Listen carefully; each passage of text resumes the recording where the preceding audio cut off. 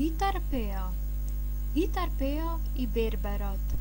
Дошол во еден пазарен ден Итар Пео во прилеп на пазар и решил да се издричи, да влегол во една берберница. Бидејќи го познаваа сите како шегаџија, берберот реши да се пошегува со него, да го кладе на столот спроти сонце и место да го сапуни како што му е редот, тој почна да му ја топи брадата со плунка. Така на сапунет спроти сонце почна да го бричи. Дури на Пеа не му се стемни на очите од болки. Го замоли да го пушти небричен и му го плати рупчето колку се беа погодиле.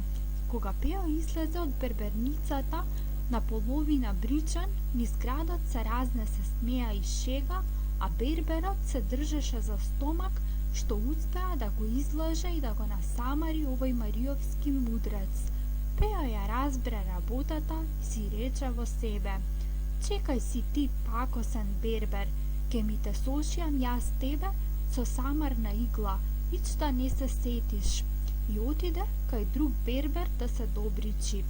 По една година од горната случка, пролетта, во Лозија кројње, си го зеде Пео сорот и помина покрај берберницата во која се бричеше лани и почна да бара работа, да му го ореже лозијето на берберот и тоа за ефтини пари.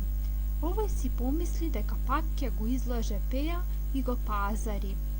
Го одведе на лозија, го напои ракија, го наруча убаво, па и винце му даде и го остави да работи, не заборавајќи да му нареди и прачките да ги изнесе на крајот откако ќе го ореже. Кога си отиде берберот, Пео почна со работа, но наместо да го реже лозијето, тој ги искорна сите пењушки од корен и ги изнесе на крајот како што му рече стопанот.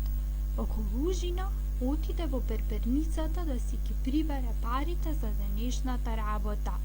Берберот сиот радосен дека за ефтини пари Пео му го ореже лозијето, пак го напои и на разделување го праша: убаво ли го орежа Пео лозијето?